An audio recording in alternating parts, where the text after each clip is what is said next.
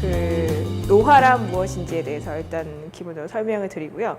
우리 생활 주변에서 볼 수 있는 흔한 노화 현상을 한번 살펴보고 그런 것들이 어떻게 그 과학자들에 의해서 연구가 되었는지, 그리고 그걸 어떻게 우리가 조절하고 인간의 노화 측면에서는 어떻게 하면 우리가 건강하게 살 수 있을 것인가에 대해서 최근 연구 동향도 보여드리고, 그리고 그 제가 하는 연구도 일부 소개를 드리겠습니다.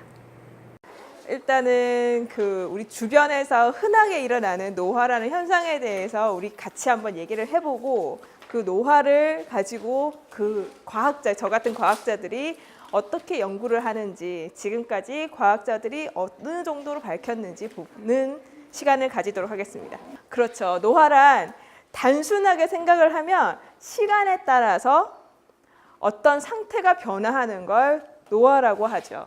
왜냐하면 초기는 초기 발달이라고 하고 성인이 된 시기에는 성숙기라고 합니다. 그리고 성숙기를 지나면 나이가 점점 들면서 노화, 영어로는 시네신스라고 하는 용어를 사용해서 우리가 흔히 얘기하는, 아까 학생들이 얘기했던 늙은 것, 나이가 들어서 죽는 것, 나이가 들어서 아픈 것들을 이 노화 마지막 단계에 있는 시네신스라는 텀으로 사용을 하게 됩니다. 노화 단계의 마지막, 노화가 최종적으로 일어나서 마무리되었을 때 그때까지의 시간을 우리가 수명이라고 하죠. 그러면 자, 우리가 흔히 주변에 보는 것들의 수명 어느 정도 될까요? 얘네들은 얼마 정도 될까요? 다들 1년생 식물들이에요. 그래서 식물 중에서 굉장히 오래 사는 것들을 다년생 식물이라고 하고, 다년생 식물은 초본도 있고 나무들도 있어요. 목본이라고 하는데, 그러면 동물들은 어떨까요? 동물들은 얼마나 살까요? 자, 동물들은, 자, 우리 곤충부터 시작해 봅시다.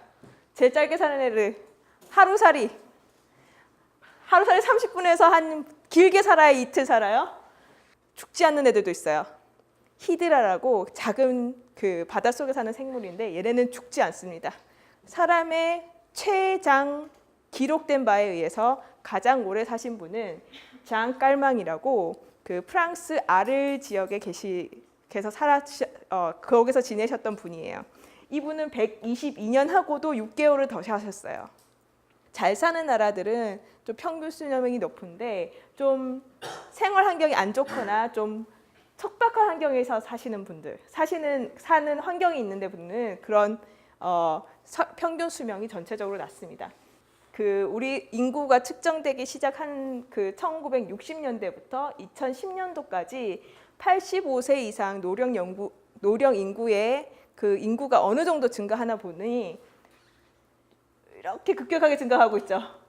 그러면 노화가 되면 우리 몸에는 어떤 변화가 될까요? 식물은 노화가 되면 색이 변하죠. 색이 변해요. 죽거나 색이 변하고 죽어요. 나중에. 그러면 동물은, 그리고 시력도 감퇴하고, 이제 술을 젊을 때는 3병씩 마셨는데 이제 1병씩밖에 못 마셔요.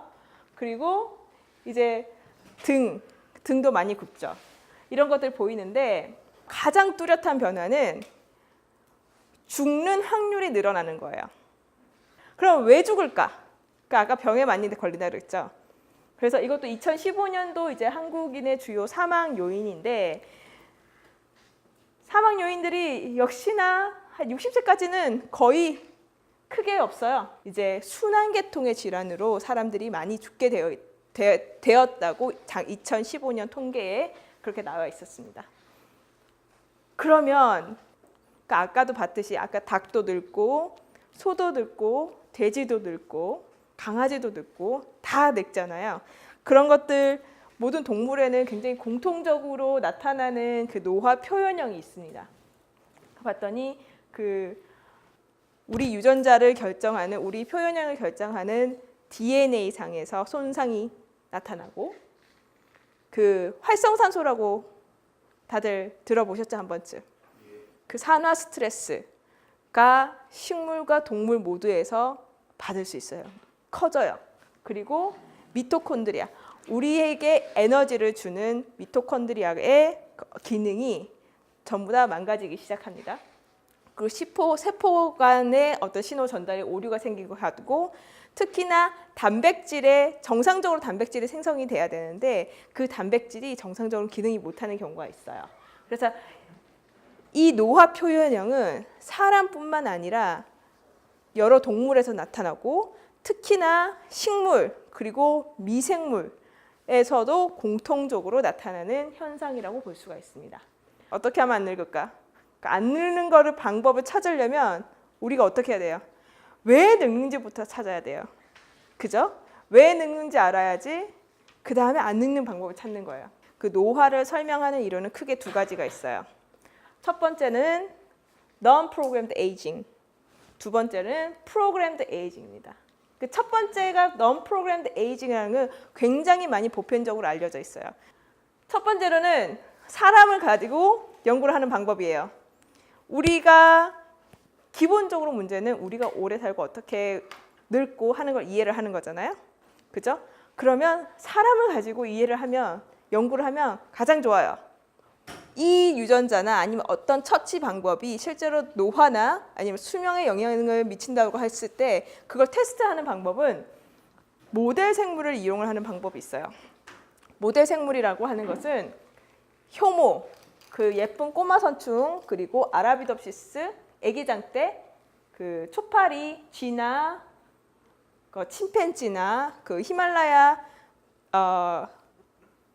원숭이, 이런 것들을 가지고 이제 우리가 사람한테 직접 하지 못하는 것들을 가지고 테스트를 해볼 수가 있어요.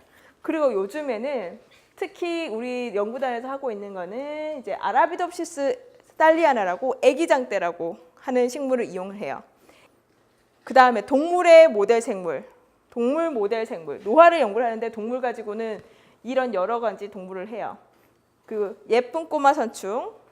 그런데 척추동물에서 노화를 이용을 하는 거는 막 늙고 뼈가 굳거나 이런 것들은 척추동물을 이용을 많이 하는데, 얘네들은 여기서 보시듯이 너무 오래 살아요.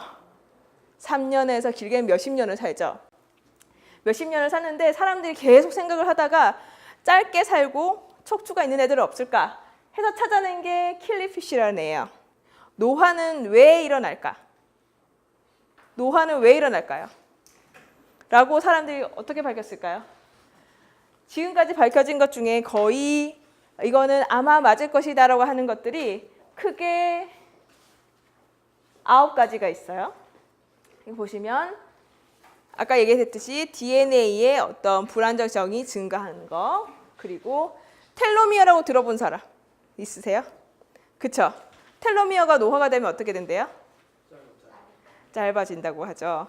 근데 그것도 아직 긴가민가 하지만 일단은 많은 생물에서 그 텔로미어가 감소하는 게 노화를 유도한다고 얘기를 하고 있어요. 그리고 DNA의 후생적 변화, 유전자 시퀀스가 변하는 게 아니라 그 주변에 어떤 모디피케이션이, 어떤 형태가 변하는 것들을 후생 변화를 하고, 그리고 단백질의, 아까 얘기했던 것처럼 단백질의 어떤 항상성, 정상적인 단백질이 아니라 이상하게 기능이 변화된 단백질이 많이 생성되고, 영양분의 감지가 이상된다거나, 아니면 미토콘드리아가 기능이 장애가 생긴다거나, 아니면 세포가 노화가 된다거나, 우리의 새로운 세포를 계속 만들어주는 줄기세포들의 어떤 소진, 얘네들이 없어지면서 더 이상 새로운 세포를 만들지 못했을 때 그 세포는 그냥 그대로 죽어가는 거죠. 이런 것들이 이제 지금까지 알려진 노화의 원리입니다.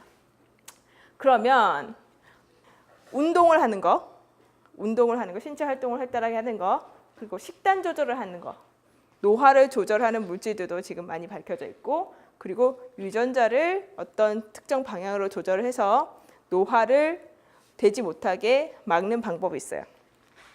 암 발생률이 감소를 하고, 당뇨도 감소하고, 전체 수명도 늘어났다는 게 지금 논문이 나왔어요. 2009년도 사이언스에.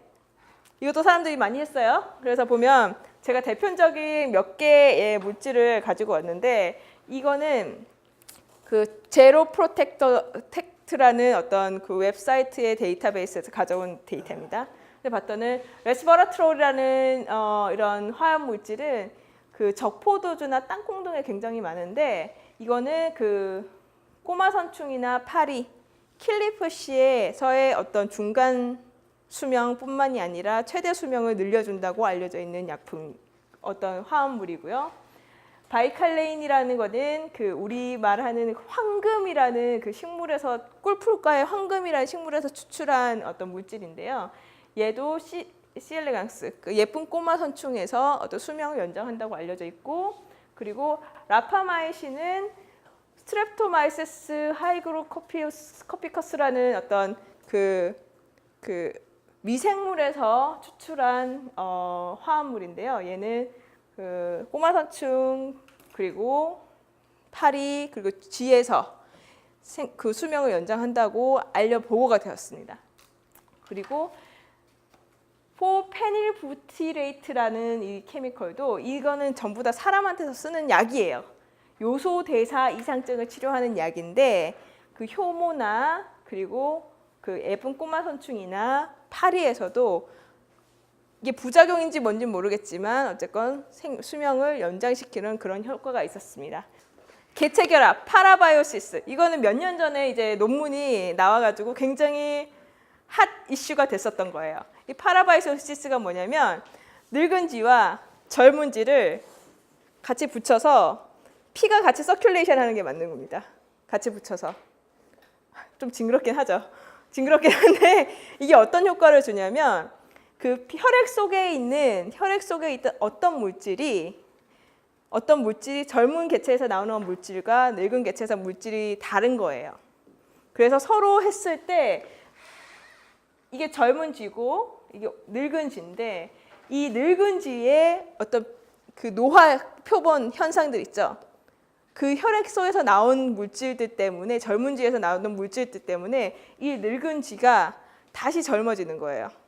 제가 그 독일에 있을 때 했던 저랑 같이 했던 동료가 일했던 건데 늙은 쥐의 장내 미생물도 아니에요.